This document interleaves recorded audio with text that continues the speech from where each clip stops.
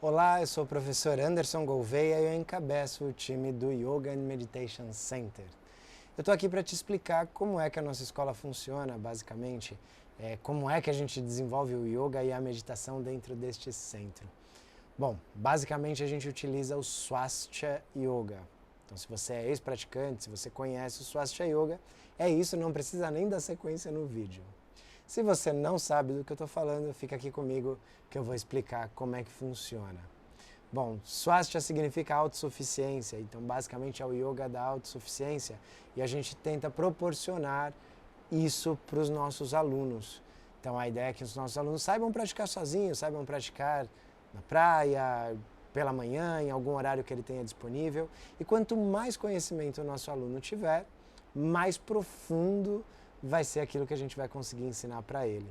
Tá? Então a casa nasce agora, mas ela vem de um projeto até mais antigo. Então a casa ela já tem alunos que estão com o grupo de instrutores há mais de 10 anos, há mais de 15 anos. E é exatamente por conta disso. Quanto mais o aluno sabe, mais a gente consegue transmitir para ele. Então a nossa prática completa, que você vai ver na nossa grade horária, ela é o Ashtanga Sadhana, o Adi Ashtanga Sadhana, a prática fundamental em 8 partes do Swastika Yoga. Tá? E quais são essas 8 partes? O que são essas 8 partes? São 8 feixes distintos de técnicas. Então eu vou explicar quais são esses 8 feixes distintos de técnicas. Bom, a gente começa simplesmente fazendo um aquietamento, ainda não é a prática.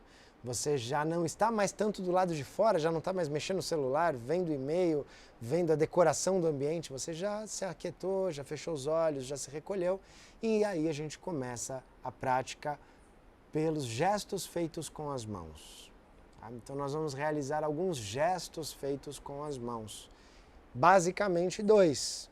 Este, que se chama Shiva Mudra, e este que se chama Pranam Mudra.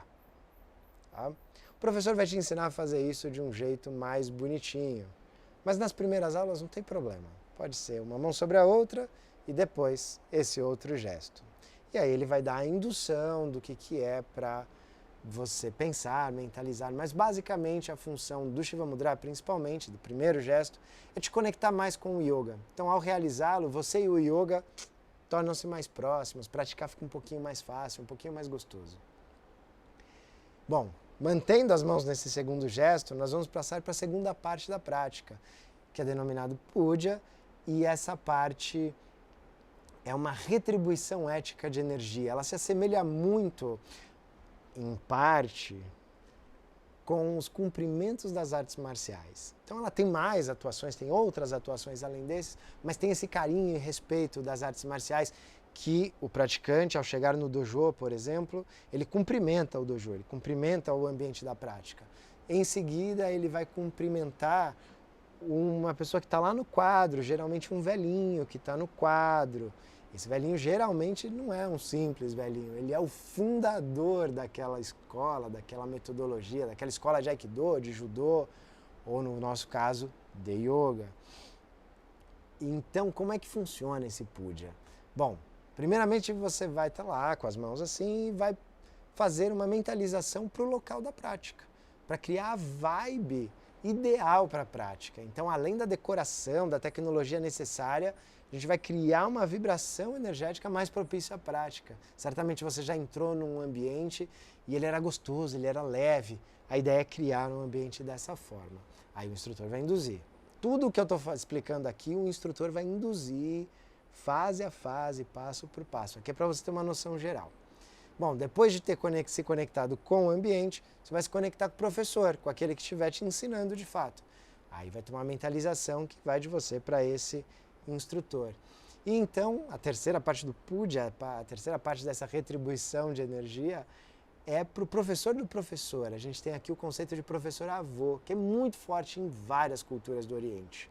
Né? Então, uma das lógicas é carinho e respeito pelo fundador daquela escola, por exemplo. No nosso caso é o professor De Rose, é o mestre De Rose, que organizou essa forma de praticar, que é tão preciosa, tão presente dentro do nosso centro cultural e que é o que eu estou te explicando aqui agora. Né? Essa prática óctupla é trabalho do professor De Rose. né? Então, o fundador da escola ou o professor mesmo daquele professor. No nosso caso, a gente faz essa terceira parte do Puja para o professor De Rose. E chegamos na quarta parte dessa saudação prévia, que é destinada àquele que praticou tudo isso pela primeira vez. Alguém começou a praticar isso. Quando a gente se refere a esse primeiro praticante, utilizamos o nome de Shiva. Então, a gente lembra com carinho e respeito por esse primeiro praticante. Para ele a gente não envia energia, visto que ele já faleceu há milênios, mas nos lembramos com carinho e respeito por aquele que iniciou esse algo que tanto apreciamos. Por fim, a gente chega numa coisa que se chama mantra, que é a vocalização de sons e ultrassons.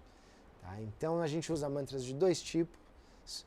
O primeiro é melódico, é alegre. Por exemplo, Hari Om, Hari Om, Hari Hari Hari Om. E o intuito é fazer com que os seus canais energéticos, que surjam com toda a facilidade do mundo, vibrem e limpem um pouquinho. Então, a vibração desses sons faz com que esses canais sejam limpos. Tá? Depois a gente vai fazer o mantra Om, vai ficar repetindo Om, Om, Om várias vezes. E isso já vai te levar de novo para dentro. Então, mantra melódico, extroversor, alegre, para desobstruir canal energético, olhos abertos, e depois a gente volta novamente à introspecção, fechando os olhos e repetindo Om, Om, Om e dando sequência na prática. Acabamos de limpar os canais energéticos. Então agora a gente chega nos respiratórios. A gente vai fazer respiração que, juntamente a uma mentalização, coloca mais energia para dentro desses canais que a gente acabou de limpar. Então a gente limpou os canais energéticos e agora a gente usa da respiração para colocar um monte de energia para dentro desses canais. Essa é a lógica. Bom, trabalhamos o corpo energético, a gente vai para o corpo físico. Então a gente vai primeiro limpar o corpo físico, essa é a quinta parte da aula, chama-se Kriya, e são atividades de purificação de mucosas. Tá? Tem basicamente 3, tem outros também, mas basicamente você vai aprender 3 em sala de aula. Massageamento de órgãos internos, movimentação dos olhos e um respiratório bem específico que atua como limpeza também. Então a gente vai limpar as mucosas, vai preparar o corpo físico para passar para as posições, que é a sexta parte da prática. Os asanas, os famosos asanas, as posições de alongamento, de força, de equilíbrio. E tem muita gente que acha que o yoga é asana, são as posições. Não é. As posições fazem parte de um contexto muito maior. E essas posições, geralmente nos primeiros 5 anos de prática, é a maior parte da prática. Tá? Então, dessa 1h15, mais ou menos, que você vai passar praticando essa aula completa, a maior parte desse tempo, 30, 40 minutos, vai ser de posições, ora alongando, ora fazendo força, ora treinando a estabilidade corporal. E o intuito não é só trabalhar o corpo, muito pelo contrário, é utilizar do corpo para aumentar a sua concentração, para aumentar a sua percepção de si mesmo, para te conectar com você mesmo através do corpo. É uma ferramenta mais fácil como porta de entrada neste processo, nessa jornada de autoconhecimento.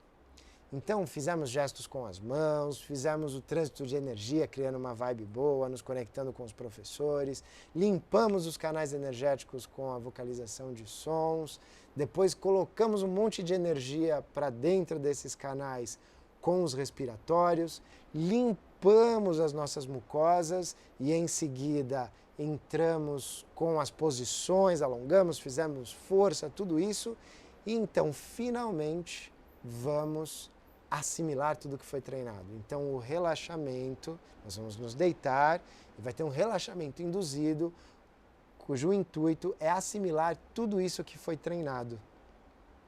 Eu costumo dizer que tão importante quanto estudar é o que você assimila do que você estudou. Tão importante como comer adequadamente, se alimentar adequadamente, é o que você assimila do que você se alimentou, do que você ingeriu. Tão importante quanto treinar é assimilar o que foi treinado.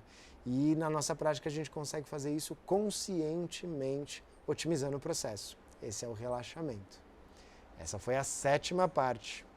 Assimilamos tudo o que treinamos e estamos mais propícios a realizar qualquer atividade. E aí a gente vai para o que há de mais difícil e mais nobre na nossa prática, que é a meditação ou coisas ainda mais profundas do que a meditação.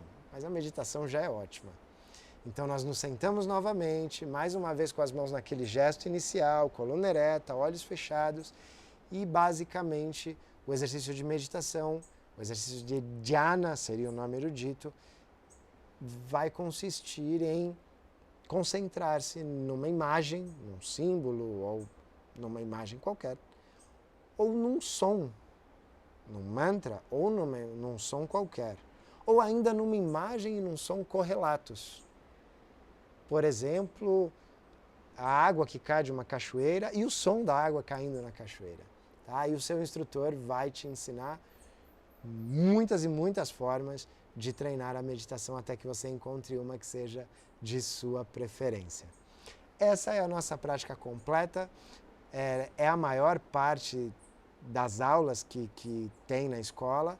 A escola ainda tem algumas outras atividades complementares, como aula específica de alongamento, aula específica de força, aula específica de mentalização e outras aulas ainda. Mas a maior parte da grade horária é constituída dessa prática completa, que é o que mais caracteriza o Swastika Yoga. Se você ainda ficou com alguma dúvida, não deixe de perguntar para o instrutor que está te atendendo, que está te auxiliando, que ele mesmo vai sanar essa dúvida ou vai te encaminhar algum vídeo que sane essa dúvida. Espero você em breve na escola, seja no presencial ou no online.